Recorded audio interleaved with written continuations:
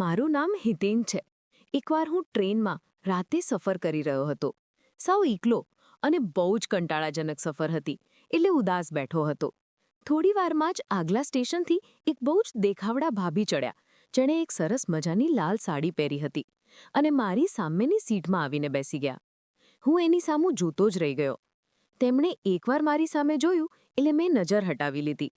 થોડીવાર પછી ફરી મેં જોયું તો એમણે પણ સામું જોયું, એટલે મેં હળવું સ્મિત આપ્યું, તેમણે પણ આપ્યું. પછી મારામાં થોડી હિંમત આવી, એટલે વાતની શરૂઆત કરવા મેં એનું નામ પૂછ્યું અને ક્યાં જાઉં છું એ પૂછ્યું. તેણે હળવા સ્મિત સાથે મને કહ્યું કે મારું નામ સ્મિતા છે અને હું અમદાવાદ જાઉં છું. પછી થોડી એના ઘરની ને મારા જીવનની વાતો કરી. વાત પરથી મને લાગ્યું કે તેમને પણ મારામાં રસ છે. થોડી વાતો અને હસી મજાક કરતાં કરતાં અમારા સફરની શરૂઆત થઈ. બંને જાણે વર્ષોથી જાણતા હોય એમ સફરનો આનંદ લેવા લાગ્યા. લગભગ રાતના 12 વાગવા આવ્યા હતા, એટલે સ્મિતાને નિંદર આવવા લાગી. મને કહ્યું, હું સૂઈ જાઉં છું.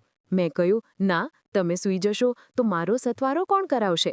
તેમણે મજાકમાં કહ્યું, તમે પણ સૂઈ જાઓ જોડે. મેં કહ્યું, જોડે કઈ રીતે? તો બંને હસવા લાગ્યા. થોડીવારમાં તે સૂઈ ગયા અને હું બસ તેને જોતો રહ્યો. જોતા જોતા મને ક્યારે નીંદર આવી ગઈ ખબર ના રહી. થોડીવારમાં આંખ ખુલી તો જોયું સ્મિતા સૂતી હતી અને તેની સાડીનો પલ્લુ નીચે હતો. મારા મન પર કાબૂ કરવો મુશ્કેલ હતો. જે રીતે તે સૂતેલા હતા અને પલ્લુ નીચે લટકતો હતો, એની મુલાયમ ડોક અને ડોક નીચેનો ભાગ જોઈને મને સ્પર્શ કરવાનું મન થતું હતું. પણ ડર હતો કે કંઈક એને ખોટું લાગી જશે અને ચીસો પાડશે તો? મારી હિંમત નહોતી ચાલતી, પણ એનો પલ્લુ સરખો કરવો જરૂરી હતો.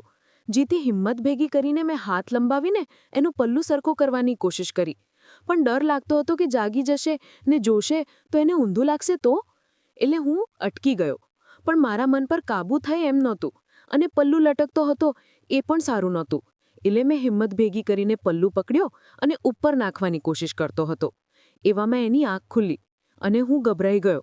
મેં તરત પલ્લુ મૂકી દીધો અને બોલ્યો કે માફ કરજો, નીચે પડી ગયો હતો એટલે સરખું કરતો હતો. સ્મિતાએ સ્મિત આપ્યું અને કહ્યું, બસ, ખાલી પલ્લુ જ સરખો કરતા હતા કે કંઈક બીજું પણ કરતા હતા? મેં કહ્યું, બીજું તો કેમ કરી શકું? સ્મિતાએ કહ્યું, પલ્લુ જાણી જોઈને જ મેં નાખ્યો હતો. મને ખબર છે તમે મને પસંદ કરો છો. હું આવી ત્યારની જોઉં છું, તમે જે રીતે મને જોવો છો. હું ગભરાઈ ગયો અને વિચારવા લાગ્યો કે કંઈક જાણતો નથી ને? તેમણે પૂછ્યું, શું થયું? મેં કહ્યું, કાંઈ નહીં, હું ફક્ત પલ્લુ સરખો કરતો હતો. સ્મિતાએ કહ્યું, ગભરાઓ નહીં, આવો પાસે. મેં થોડી હિંમત ભેગી કરીને એની પાસે બેસી ગયો. તેમણે મારો હાથ પકડ્યો અને હું પીગળી ગયો.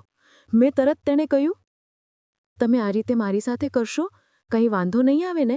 તેણે કહ્યું, ના, ચિંતા ન કરો, મજા કરો. એટલે મેં તેને ધીરેક દઈને આલિંગન કર્યું. તે પણ મારા ખભા પર એનું માથું રાખીને બેસી ગઈ.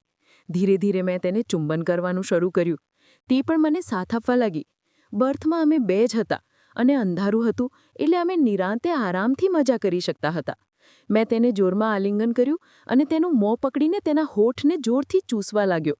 તે પણ સામે મારા હોઠને બટકા ભરવા લાગી. મારો હાથ એના શરીરના દરેક અંગને સ્પર્શ કરવા લાગ્યો. બંને એકબીજામાં ખોવાઈ ગયા અને ચાદર ઓઢીને એકબીજાને પ્રેમ કરવા લાગ્યા.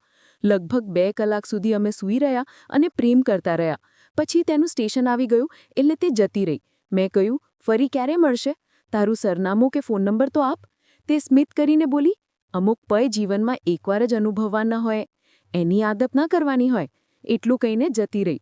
હું કંઈ બોલ્યો નહીં અને વિચારતો થઈ ગયો કે જિંદગીમાં ક્યારેક કોઈ અજાણું વ્યક્તિ અણધારી ખુશી આપી જાય છે, ખબર ના રહે. હવે આ વ્યક્તિ જીવનમાં ક્યારેય મળશે પણ નહીં. મારી ઉદાસ સફરને રંગીન બનાવીને જતી રહી. એ સફર મારી જિંદગીની સૌથી યાદગાર સફર બની ગઈ. વાત ગમી હોય તો લાઇક કરજો, શેર કરજો અને વધુ આવી રસપ્રદ વાતો માટે સબસ્ક્રાઇબ જરૂર કરજો. આભાર.